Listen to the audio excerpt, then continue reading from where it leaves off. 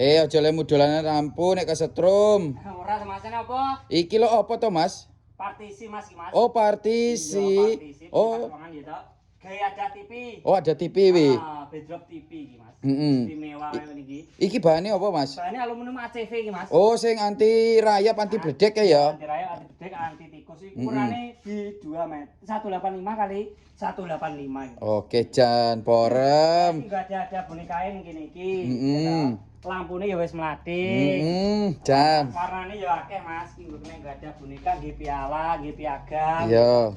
TV-ne ya wis kena digawe 1 inci nek sing gede lah digawe kuto-kutone Mas. Nek lacine ya wis enek kok. Iki regane piro, Mas? 4.500.000 Mas, wis komplit ya toh. Wis enek apa Lampune kayak ireng-ireng kuwi apa to keramik apa to, Mas? Oh, wis gawe keramik, Nek ngresiki penak.